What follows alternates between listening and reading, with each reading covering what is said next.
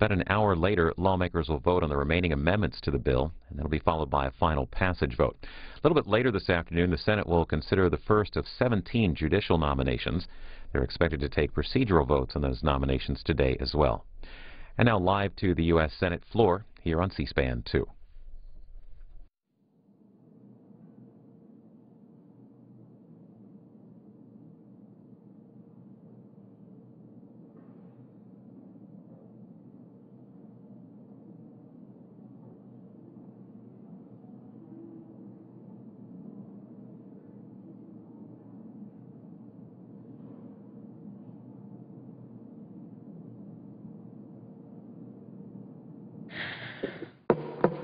The Senate will come to order. The chaplain, Dr. Barry Black, will lead the Senate in prayer.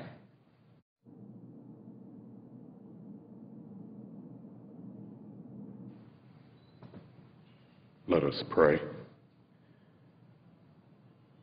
Eternal God, sovereign of our nation, by whose will the world and all creation have their being, we magnify your name. We know that you are mighty and we are weak, but we take heart in the knowledge that we can rely on your strength. Inspire our senators today to know the constancy of your presence, to be aware of the certainty of your judgment, and to lift their hearts in frequent prayer to you, worshiping as they work. Guide them by your higher wisdom and fill them with your peace. May this be a day when we serve you with gladness, because your joy has filled our hearts. We pray in your great name. Amen.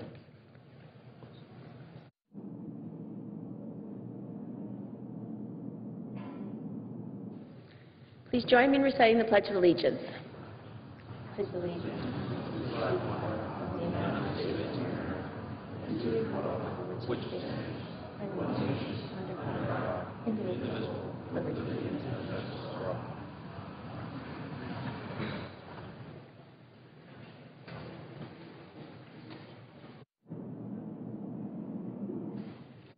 Clerk will read a communication to the Senate. Washington, D.C., March 14, 2012. To the Senate, under the provisions of Rule 1, Paragraph 3 of the Standing Rules of the Senate, I hereby appoint the Honorable Kirsten E. Gillibrand, a senator from the state of New York, to perform the duties of the chair. Signed, Daniel K. Inouye, President pro tempore. Madam President. Majority Leader. Following leader remarks, the Senate will be in a period of morning business for an hour. The Republicans will control the first half, and the majority will control the final half. Following that morning business, Senate will resume consideration of the highway bill. Senators should expect 3 roll call votes at 11 a.m. There will be 2 on remaining amendments to this bill that we've been working on for such a long time, and final passage. Upon disposition of that, the Senate will be in morning business until 2 p.m. At 2 p.m., the Senate will be in executive session. At 2:30 p.m., there could be up to 17 cloture votes unless an agreement can be reached on those nominations. Madam President, it's a real accomplishment for this Senate to pass this highway bill. And it will happen now. We've worked through all these amendments, different tones and variations of subject matter, not many of them not having anything to do with the highway bill, but as everyone knows, that's what the Senate's all about a lot of the time. And I now call upon my friend, the Speaker of the House of Representatives, to move this bill over there as quickly as possible. He's indicated that he likely would take up the Senate bill. I hope that, in fact, is the case. At the end of this month, the highway bill expires. That could lead to the laying off, termination of well more than 1 million people. This bill, when signed by the President, will save or create 2.8 million jobs. So it's important we get this done. As to the judges, there have been conversations with me and a number of different combinations of senators, and I'm hopeful that we can work something out on this. If not, as I indicated, we're going to go ahead and have these judges' votes. We really need to get something done here. We have 17 judges that are, and this does not count the appellate judges, that is the circuit court judges, there's 4 of those. So I'm hopeful that we can work our way toward this culmination so we don't have this situation. We've been in touch with the White House. I know there's some concern about what happens during the 2-week recess we have, and I'm confident that we can, if there's a will, we can work our way through that. The IPO bill we got from the House, there's conversation as to how we proceed on that. I think there's general agreement that there should be an extremely limited number of amendments and move this as quickly as possible. So I hope the next day or 2, day or 3, brings us some more success here in the Senate. Announce the business of the day. Under the previous order, the leadership time is reserved. Under the previous order, there will now be a period of morning business for 1 hour, with senators permitted to speak therein for up to 10 minutes each, with the time equally divided and controlled between the 2 leaders or their designees, with the Republicans controlling the first half and the majority controlling the final half. Madam President. Senator from Oklahoma. I rise to speak in morning business. Without objection.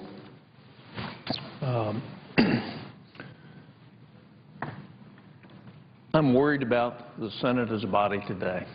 I came down here to the floor and I listened very intently to the chaplain's prayer. And he asked that we call on the higher wisdom, not man's wisdom, but God's wisdom. And I note with lots of consternation and worry that what is a very fine institution is being put at risk basically through failed leadership. And let me explain what I mean by that. Living 64 years and running organizations and running a business, the quality that is most needed in leadership is a quality called reconciliation. And when that doesn't happen by our leaders, and I'm not singling any one leader in particular out, but when that effort at reconciliation doesn't happen, it isn't just directly related to the events surrounding that lack of reconciliation. It does damage to institutions. And what we're about to see today carried out is the placing of partisan principles on both sides of the aisle ahead of the principle of advice and consent and the Senate's role. And unfortunately, our leader didn't protect the Senate's rights under the Constitution with the last 4 nominations in terms of recess appointments. And we can debate that, but the fact is the institution, whether it had been Republican leader or Democratic leader, the number one thing that needs to be protected are the rights of the Senate as related to the other branches of the government. And I think that's unfortunate, and I think that's part of our problem today as we fail to trust one another to do the right thing. So let me go back to leadership. The real qualities of great leaders is they bring people together of disparate views and they solve those problems, and they don't reject or they never accept the fact that an impasse is the answer. And what we have queued up to set up today is going to be an impasse. Everybody knows it. It's going to be an impasse. And all that does is reflect poorly on the Senate as a whole and on the leadership of the Senate on the whole, on both sides. So my caution would be to return back to what Chaplain Black said. There's greater wisdom than we have. That's the wisdom we ought to be drawing from. As we reconcile differences in the Senate, rather than destroy the comedy of the Senate and destroy the ability of us to work together in the nation's best interest in the future. I would also tell you that the other thing that I'm disappointed about is that we have the Senate focused on that small issue instead of the very great issues in front of our nation. The very fact that we're going bankrupt, that we've not done one thing this year to actually trim the excesses of the federal government. We've not addressed in any way, shape, or form the very problems that are going to create tremendous burdens, not only on our children, but those people who, through no fault of their own, will not have a safety net in the future because we failed to make the tough decisions today. And that's wrapped up in political expediency. And one of my favorite quotes, it's a summary of Martin Luther King's words. It's not his exact words, but he said the following: cowardice asks the question, is it expedient? Vanity asks the question, is it popular? But conscience and character ask the question, is it right? And what I'd put forward to the two leaders today is what we're about to let unfold this afternoon in the Senate. Is that the right thing for the Senate? Or does it have to do with expediency and popularity? And if it has to do with those two things, whether it's connected to the next election or not, that's called failed leadership. That's a failure to lead, to reconcile, to bring people together. We're better than that. Our leaders are better than that. We should not allow this to happen. I yield the floor.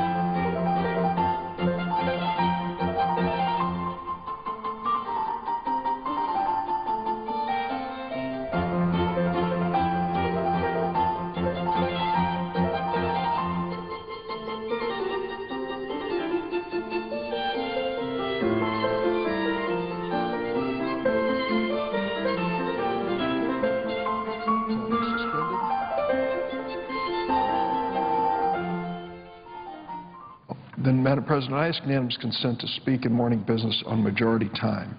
And I will yield the floor, of course, to the next Republican senator to come to the floor because I know they have some 15 minutes or so remaining. Without objection. Thank you. Madam President, it's time to end the delays and to move ahead with an up or down vote on these judicial nominations. There are 22 judicial nominations sitting on the executive calendar, 17 for district court and 5 for circuit court. Now, these are appointments to federal judgeships, and in many instances they are appointments that are long overdue and desperately needed. 12 of these nominees were voted out of the Judiciary Committee last year. Last year. 2 of them as far back as last October.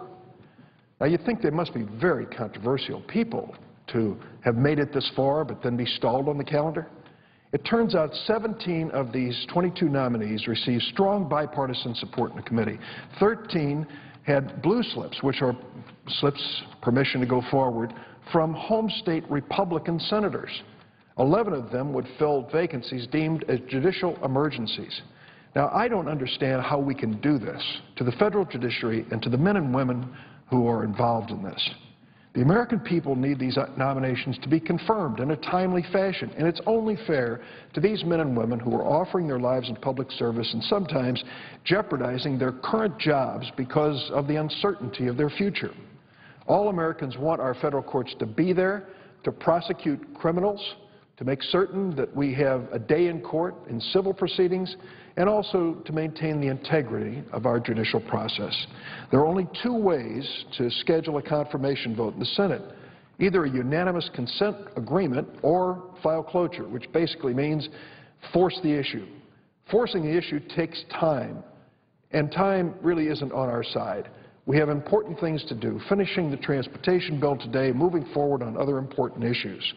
Since President Obama took office, Senate Republicans have routinely objected when we've asked for their consent to promptly schedule confirmation votes on judicial nominees. When you take a look at the record here that President Obama has faced, the obstruction from the Republican side of the aisle is unprecedented. President Obama's district court nominees have been forced to wait on average more than 4 times longer than those confirmed under President Bush or under President Clinton. Overall, at this point in their terms, President Obama has had only 131 nominees confirmed, while President George W. Bush had had 172, President Clinton 183. Right now, there are 39 judicial nominees pending either on the Judiciary Committee or the Senate floor. Promptly confirming these 39 would bring the President's overall numbers close to parity with President Bush. Wouldn't give him an advantage. It's time to stop the delay. I think it's important for us to confirm these nominees as quickly as possible. We don't have to go through this painful and embarrassing charade of calling cloture vote after cloture vote on nominees that were accepted on a strong bipartisan vote, have been approved by Republican senators, and are simply being held up on the hope by some Republican senators that the day will come when there's a Republican president who can fill these vacancies. That isn't fair. Taking that approach is what gives our chamber a bad name. 10 of these nominees reported out of committee last year. Why continue to delay them? I note that during President Bush's first term, the Senate confirmed 57 district court nominees within 7 days. These nominees languish on the calendar for months. Months. If there is a legitimate objection to any nominee, step forward and state the objection. If you oppose the nominee, when the vote comes, vote no. But for goodness sakes, to let these names and nominations languish on the calendar isn't fair to the nominees, and it isn't fair to the courts that are facing, in many instances, judicial emergencies because of these vacancies. I urge my colleagues, among these nominees are 2 for Illinois. Senator Mark Kirk and I had an agreed-to bipartisan approach. We put together bipartisan committees. We each found our favorite nominee. We submitted the nominee to one another. We asked for approval. We got the approval. We have 2 extraordinarily good people here. John Lee, proposed by Senator Kirk, John Lee proposed by me, and Jay Tharp, proposed by Senator Kirk. Both came out of committee without controversy. 2 excellent nominees sitting on the calendar. For goodness sakes, I ask my colleagues, why would you do this? It isn't fair to these individuals, it isn't fair to Senator Kirk, and it isn't fair to this process. Let's move these names forward as quickly as possible. I yield the floor. I see Senator Sessions is here.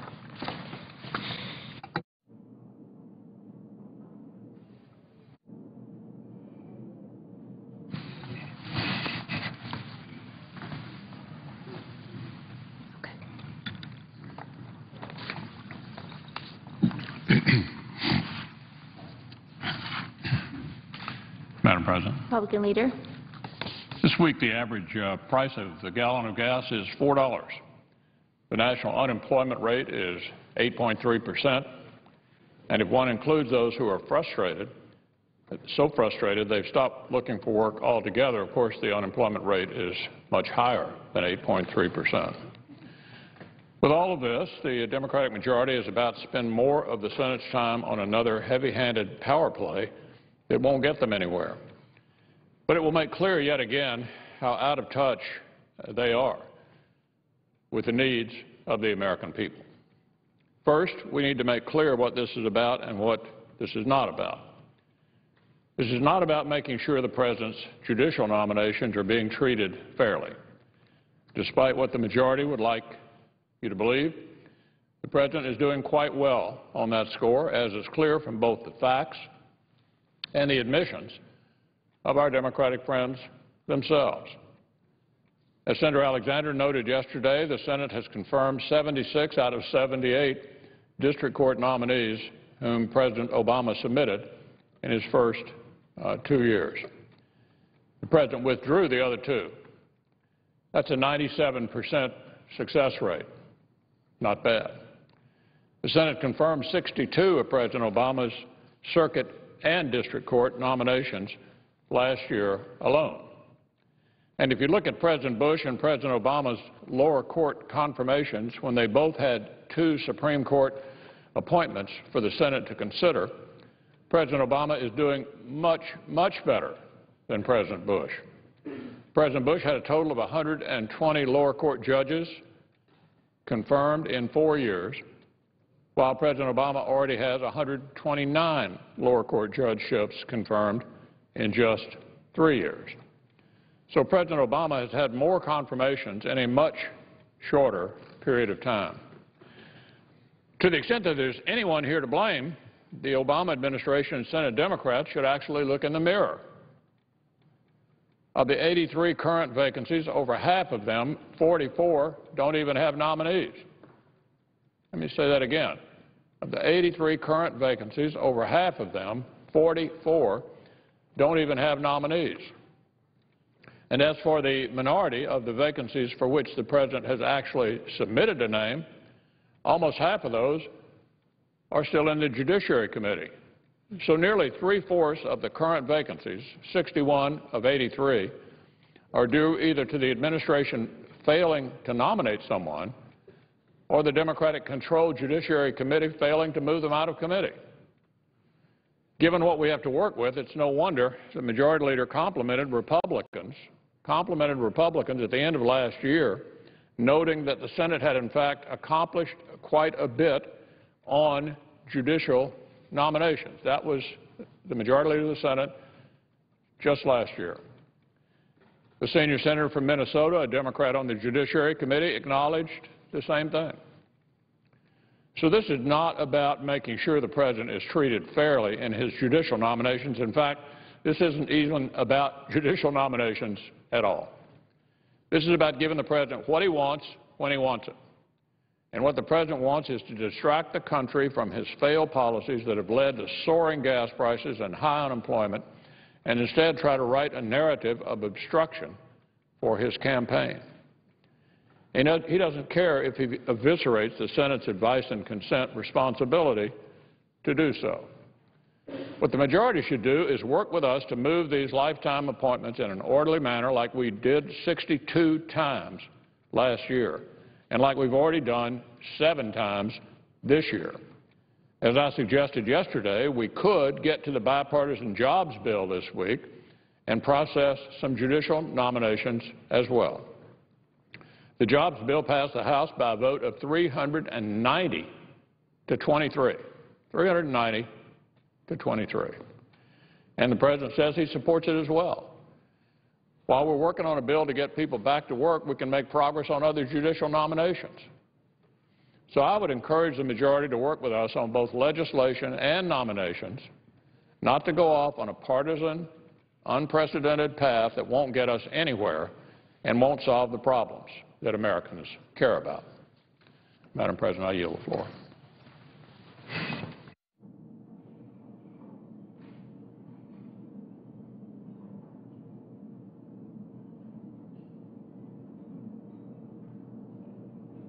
President, Senator from Alabama. I thank our Republican leader, Senator McConnell, for bringing some perspective to this situation. I've seen the circumstances in the Senate and how the nominations process has changed over time. When I came here, there were no filibusters. Maybe there had been one in which they delayed a nomination because of problems that ended up the nominee withdrawing because it had problems, but virtually none. It was the position of the Senate we didn't filibuster nominations, and I still believe that. But I would point out that in 2001, the Democrats met in conference, and they had a plan to change the ground rules of confirmations. They announced it to the New York Times. Cass Sunstein, Marsha Greensberger, Lawrence Tribe met, and they came out and started filibustering systematically President Bush's fabulous nominations that he'd been sent up. He sent 8 nominees early in his administration. 2 of them were renominations of President Obama's, President Clinton's nominees. They were promptly confirmed in the Senate, but immediately filibusters of superb nominees like Priscilla Owen, Janice Rogers Brown, and others commenced, and we had a long process of that. And this was led by the Democrats. Then Senator Obama was one of them. He filibustered Judge Alito. We'd not done that before. He participated in other filibusters. Senator Reid, Senator Leahy filibustered 26, voted for to block an up or down vote for 26 nominees. I think we've had voting on up or down votes, a real filibuster since President Obama's been in on 2 nominees. And what happened there was such a controversy over this changing of the rules in the early 2000s that we resulted in a compromise. 14 senators, called a Gang of 14, decided that they would break the logjam and create a new rule. And it wasn't a perfect rule. I really think filibusters are not the right thing for judges.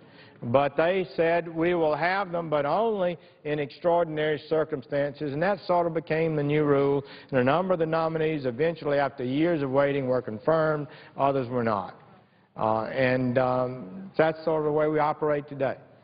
But that's not the problem. That's not the problem at all. Under President Obama's term in office, since he's been in office, he's had, on a percentage basis, about the same number of confirmations that President Bush had during the same period of time. He's had fewer lower court nominations, though. He's submitted fewer nominations, about 20% fewer nominations than President Bush had, and the average time from nomination to confirmation of President Obama's nominees is within a week of the average time from nomination to confirmation of Bush nominees. The process is working okay here. What is happening? I'm telling you, I know what's happening.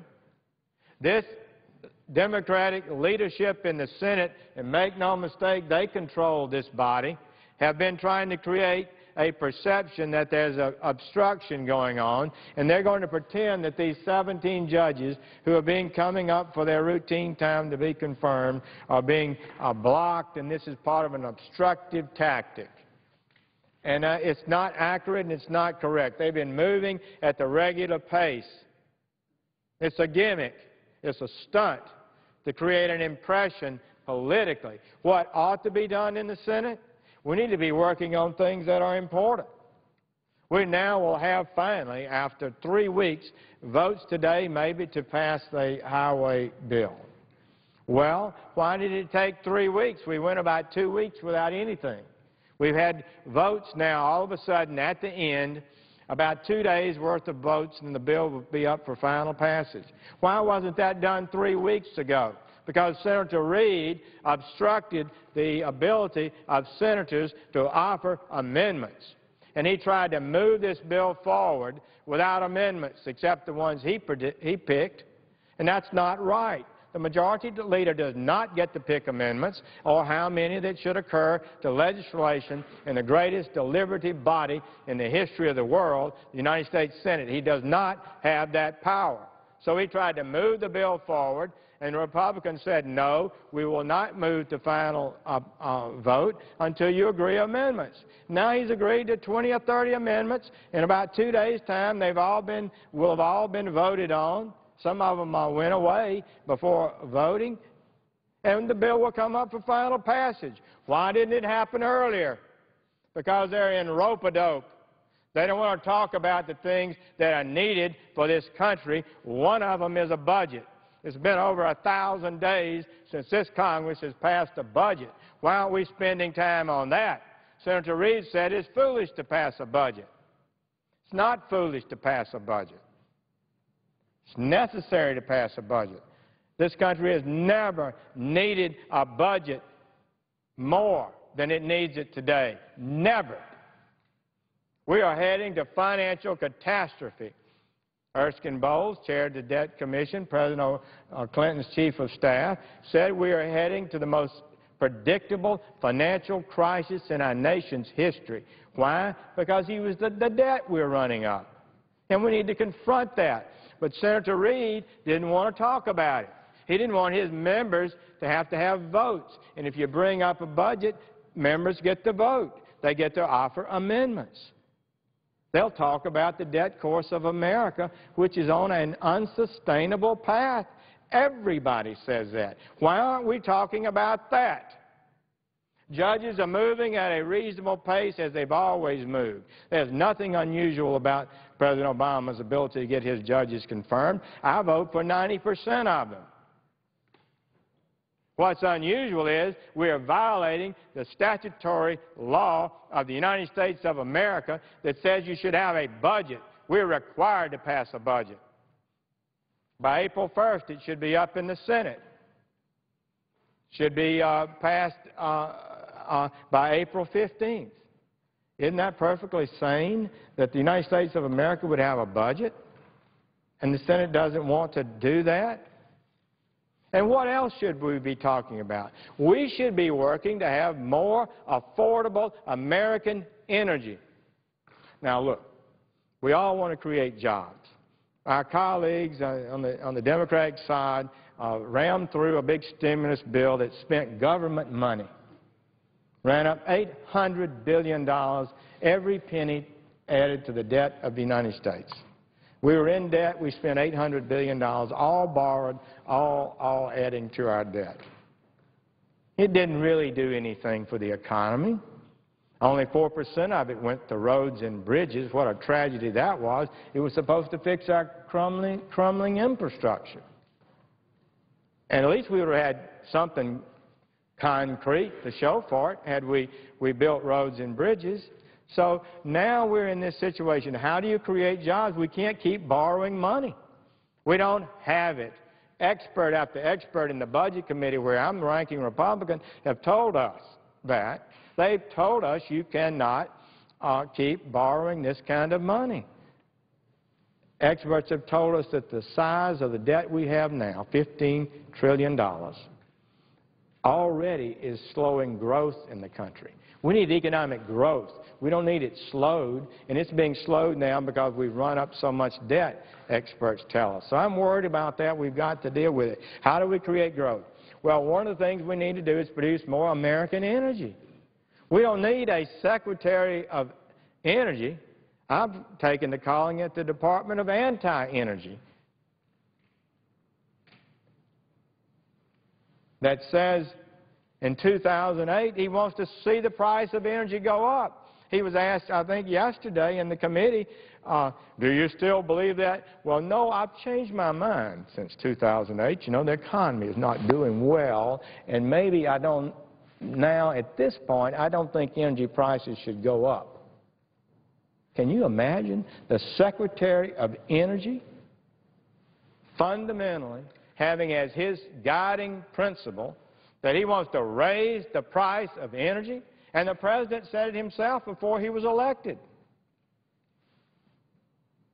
This is a radical idea driven by extremists who don't understand that the cost of energy hammers American people.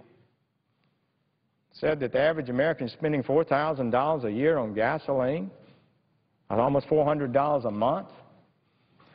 You were spending $200 a month when President Obama took office on your gasoline. You're now spending twice that much, $400, $200 a month in the form of a basic tax on you. And we're importing oil. And what we're finding is we're finding more in the United States.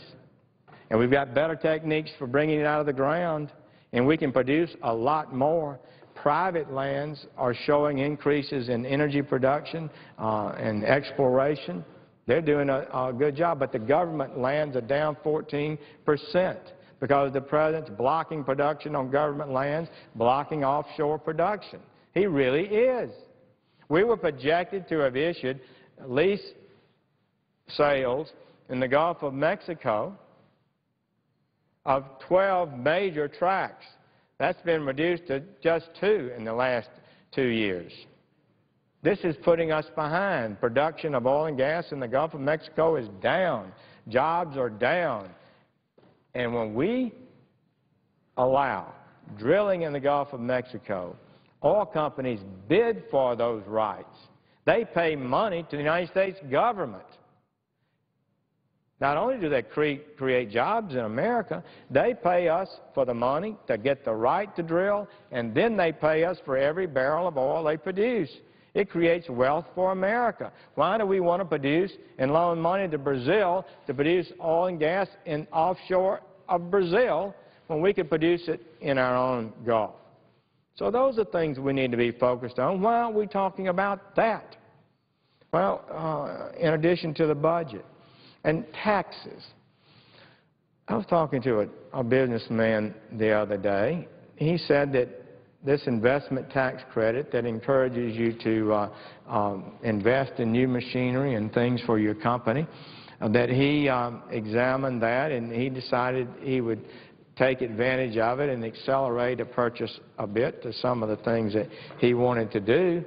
Got a big tax credit. But he said the paperwork was this thick. The lawyers and accountants and the effort he had to go through cost him at least a third of the advantage he was supposed to get from the government. It's not necessary for things to be that complicated.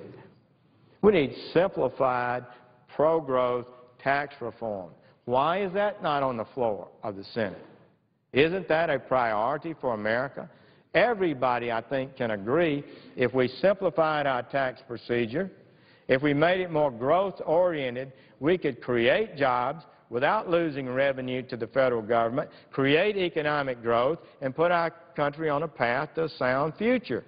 We got to have economic growth, and we can't get it by continuing to borrow from our children, really borrow currently to spend money, to try to jumpstart through a sugar high the American economy that's dragging along. And we have this major problem with governmental regulations. I'm hearing it everywhere I go, from farmers who are being told that they're going to have to not have dust on the farm. And when I asked about Senator Roberts, one of the Department of EPA people, how are we going to keep dust down? They said, well, you can have a water truck and go by and water it. Now, how silly is that? They've got work rules that keep families, children, from helping out on the farm. They've got rules dealing with a ditch, calling it a navigable stream. This is regulatory overreach of a monumental degree, and I'm hearing it from business, I'm hearing it from taxpayers, I'm hearing it from farmers all over. Every regulation needs to be examined. If it produces a positive result for America in terms of health and safety and the general welfare, okay, I'm for it. But if it's the kind of regulation that doesn't produce a benefit, but adds to the cost of doing business, costs that add up to the average American consumer, then it needs to be eliminated. It would help create jobs and help make us more productive. And as we work on producing American energy, which creates jobs in itself, that additional production of energy does have the tendency to pull down prices. There's just no doubt about it. It may not happen day to day, but as energy reserves are increased, as energy productions and exploration occur, and more is produced, it tends to bring down prices. So we need to focus on things that bring down prices of energy. We don't need to be mandating forms of energy that cost 2, 3, 4, 8, 10 times as much as the base energy we have today. We can't afford it. It adds up to the cost of doing business. The consumers pay it in their pocketbook when they go to the store. And when businesses look for a place to build a plant, they consider the whole world. And if our energy prices are lower and reliable, then they can afford to invest here, hire American workers. But if our energy prices are too high, and I can cite you examples of investments in my state of Alabama that were determined one way or the other based on energy prices. If the price of energy is too high, they go somewhere else. They can't afford it. They have to seek the lowest price. That creates jobs and growth. We need to have an energy secretary who understands his job is to protect the health and safety of America and produce as much American energy as we can at the lowest possible price, and not to be engaged in some social engineering. And I got to tell you, it troubles me that the Secretary of Energy doesn't even own a car. He rides a bicycle. I mean, this is what we've got running this country. It's a kind of idea that's not realistic for the average American citizen. And people with big salaries and so forth, going up, price of energy goes up, doesn't bother them. But the average guy, after he pays his rent, his house payment, his health care, his food, and he has to pay $100 more a month, $150 more a month for the same amount of gasoline he got, the small business paying more. You tell me that doesn't hurt this economy. You tell me that doesn't raise unemployment. It absolutely does. And it's stupid. We do not need to be doing things that don't make sense. We cannot afford it. And this Senate needs to be focused on that, not some unprecedented, unheard of, gimmicked up complaint that we're going to now have 17 cloture votes on judges, many of which have been on the Senate floor less than a month. And half the nominees that have been made to the Senate to date are now in committee. Senator Leahy, the Democratic chairman, hadn't moved them out of committee yet. They'll move. He moves them very fast, frankly. But they haven't moved out of committee yet. How can it be Senator McConnell's fault that they haven't been confirmed? Well, it's a lifetime appointment. Judges aren't entitled just to be given a lifetime appointment like that. People run for Congress, they work for months and years trying to achieve the job. Put that record out there. So it doesn't hurt that a judge sits on the floor for a while. Maybe somebody will come forward and say, let me tell you what this judge did to me, or this is what he did wrong or something. Sometimes that happens. So you need a steady process, and we're moving forward well within the traditions of this Senate. But what's happening is this Senate is obstructing legislation that's coming out of the House that would fix energy, that has tax reform, small business growth proposals that are on the floor now. They're not even being brought up. They're being obstructed by Senator Reid and the Democrats. That's a fact. I'm not making this up. And this is the body that's not doing its job. The House produced a budget. They produced a historic budget that was realistic. I would like seen them gone a little further, frankly. We may not agree with everything in it, but it was a historic budget. It changed the debt trajectory of America. It began to bring our debt on a downward path instead of this surging upward path that we're on today. They did it last year, and they're going to do it again this year. And what is the Senate going to do? Nothing. And we're not going to have a budget for the United States of America. And it's a sad, sad day. So, Madam President, I feel strongly about this. I've seen the debates over judges. I saw fabulous judges like Justice Alito in the Supreme Court. I saw Justice Roberts sit for a long period of time when he was nominated for the circuit bench. Alabama's fabulous justice, Justice Bill Pryor, now in the 11th Circuit, was blocked for months and months and months. Janice Rogers Brown, Supreme Court of California, African-American, great justice. Priscilla Owen, unanimously well-qualified, Supreme Court Justice of Texas. She was fabulous. They held them all. The only ones they confirmed were the two judges that President Bush had graciously reappointed that President Clinton had nominated and didn't get through. So, Madam President, I would just close by saying we do need to work on this issue of what the Senate needs to be focusing on. And I believe it needs to be focusing on a budget, energy, taxes, regulation, things that will make a difference for America, make our country stronger and healthier and more productive and more competitive without adding to the debt. I thank the Chair. Will yield the floor and note the absence of a quorum. Clerk will call the roll. Mr. Akaka.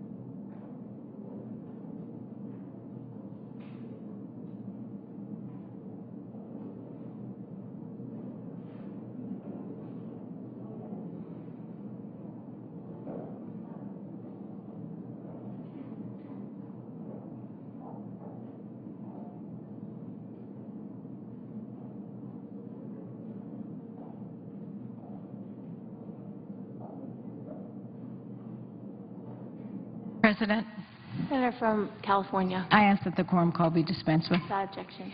Madam President, I was listening with interest to my good friend from Alabama, a man that I work with very closely on a number of issues. But on this one, we just see the world a little differently. I mean, he has made his point that the Democrats held up a lot of judges and so on. I understand that.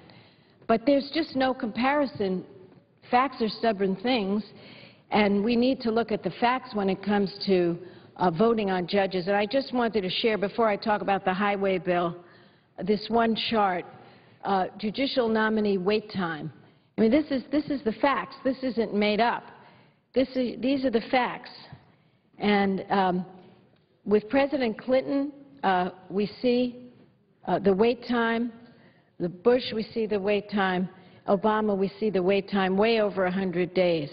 So we're going from 10 to 22 to over 100 days.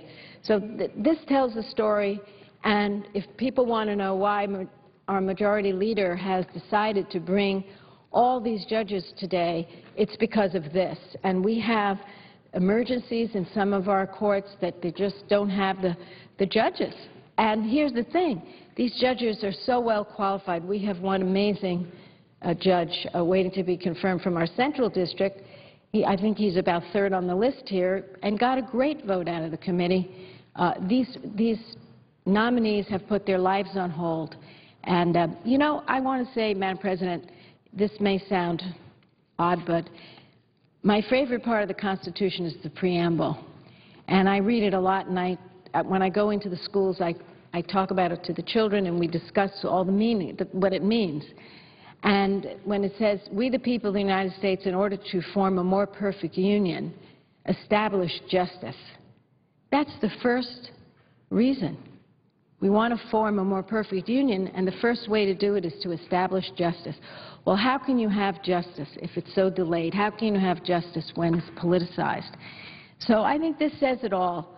And so as we go from a bipartisan bill into the, unfortunately, the partisan waters, I think it's important for the people of the country to understand we don't want to pick a fight at all. I mean, we want to get things done around here. Democrats want to get things done. We've proven it by reaching out to our Republican friends on the highway bill, many other things, payroll tax, and on the judicial nominations, we want to do the same. So I wanted to just make that simple point before I get back to the reason I'm really here on the floor, and that is to complete work on the transportation bill. Madam President, you're a member of the Environment and Public Works Committee. You've been instrumental in getting this bill to the floor. And people asked me yesterday, some of the press people, what it's been like to get this law to the state it's in now, this bill, to passing the Senate. And I said, people like to say watching a bill become law is like watching somebody making sausage. And I said, it's a lot messier than that. It really is. I mean, this bill was almost derailed because somebody wanted to talk about contraception. Then we had issues that had nothing to do with the bill dealing with offshore oil drilling, and issues dealing with pipelines, and issues dealing with extraneous matters. But we got through it all. And we got through it all for one main reason, I think, and that is the desire of the vast majority of senators, certainly not all. There are some on the fringes who don't want to do this bill. But the vast majority of senators want to get this bill done. And why is that? It's because this is a bipartisan program that's been in place since Dwight Eisenhower was president, a Republican president, who clearly stated, because he was an expert on logistics as a general, that you had to move people and you had to move goods efficiently in a first-rate economy. And so I think everyone's, not everyone, most people see that. Yeah, we've got a few colleagues from the far corner of the right that want to do away with the highway program, but thank goodness they didn't succeed in their vote. They got too many votes for my liking, but that's where it's at. But we were able to say strongly, no, this is a program that the national government should play a role in, because this is one nation under God, and if you have great roads in your state and your next-door neighbor has no way, hasn't paved any roads, you're kind of stuck. And that's why we have a national highway program. So we also, one more reason we got where we are, which is very close to being done with this bill and successfully done, is that we had more than 1,000 groups behind us, way more than 1,000. And they represented Americana. They represented everyone from the construction workers who are struggling and suffering with a very high unemployment rate to the businesses who employ them, who want to be able to provide the work and want to be able to do what they do best, which is building things. So for all those reasons, we've gotten to where we are. But there's one more reason, and I wanted to take my last few minutes here to talk about the staffs that work together on this and the chairman, the various chairmen. Madam President, this is an unusual bill. It is a jobs bill. It is a huge jobs bill. 2.8 million jobs hang in the balance. And we had to deal together with 4 different committees. This is unusual. We had, of course, Senator Inhofe, my ranking member, who was just extraordinary. He was just a hero when it came to this bill. Talking to people on the floor yesterday, you know, from the heart, with the facts, urging them to help us pass the manager's package, urging them to help us pass the bill. So my hat's off to my ranking member, Senator Inhofe. Interestingly, you know that we're on opposite sides on the environmental issues. We really are. And we have some very tough arguments and very tough debates. And I just see a clean and healthy environment as something we need to do to protect our people. He sees it as a bureaucratic regime to stop business, and we do clash on it. And the thing is, we've never lost respect for one another. But on this issue, we have come together, and there's very little distance, if any, between us. So Senator Inhofe, I thank. Senator Baucus, the chairman of the Transportation Subcommittee of EPW, and of course the very strong chairman of the Finance Committee. I can't thank him enough. He had the tough job of filling the gap that we had in terms of monies for the Highway Trust Fund. This was not easy, Madam President. He had to find ways to do it that everybody, well, not everybody, but most people endorsed. And he was able to get the job done. With many colleagues on both sides of the aisle, I particularly want to give a shout-out to Senator Thune, who I felt was extremely helpful in all of this. I also wish to thank Senator Vitter, who was the ranking member of the Transportation Subcommittee on EPW, for his assistance. And on the other key committees, Senator Tim Johnson, chairman of the Banking Committee, Senator Richard Shelby, the ranking member of the Banking Committee, they couldn't have been nicer. I called their staffs very often to make sure that they were moving forward, and they did move forward. And by the way, just as the EPW committee was able to vote out a bill unanimously, everybody supporting it, so did the Banking Committee, and I'm very grateful to them. Senator Rockefeller and Senator Hutchison, chair and ranking member of Commerce, thanked them. I thank them from the bottom of my heart. They had some difficult bumps in the road. When the bill came out of committee, there was controversy. With the working with Senator Cantwell, we figured out a way to get a vote on something she cared a lot about. We were able to smooth out that bump in the road. And frankly, they came together like two true champions and were able to get over the partisan differences and come up with a bipartisan bill. So we married together 4 committees' work. I mean, that was amazing. The work of 4 committees married together into this transportation bill, bipartisan from day one to this day. And that reminds me how long we've been on this bill on the floor. 5 weeks. 5 weeks. And today we're going to, I believe, see victory. In terms of senators, I have to thank our leadership. I have to thank Senator Reid, really from the bottom of my heart. Listen, when you are the majority leader, and there have been books written about this, You have to keep the trains moving. You've got to keep moving with legislation. Move it forward, move it forward. Everything has a deadline. Everything has a date. Every committee chair wants their bill on the floor. I know what it is because I have the good fortune of being on the leadership team. And he could have easily said, Senator Boxer, Senator Inhofe, I've given you 3 weeks. We're still not off dead center. But he stuck with us. I am so appreciative to him. And so are all the working people and the businesses who rely on this bill. Our whip, Senator Durbin, who worked so hard with his staff, Rima of his staff, just day in and day out, what were the votes going to be like on these amendments? I so appreciate it. Senator Schumer, Senator Murray, in the leadership, pushing this forward. And I thank Senator McConnell for working with us to get this done. I also must thank staff by name. I hope I don't leave anybody out. But I want you to know, somebody again asked me what this was like, and I said, there's a song, that, don't worry, I'm not singing it. It's The Long and Winding Road. And this was the long and winding road. And to navigate this bill was really very difficult. And I have a chief of staff and chief counsel to the committee who is beyond extraordinary, and her name is Bettina Poirier, and I think she deserves an enormous amount of credit because she was able to work with all the staff to bring them along so that their concerns were heard from day one to this day. And I want to thank her.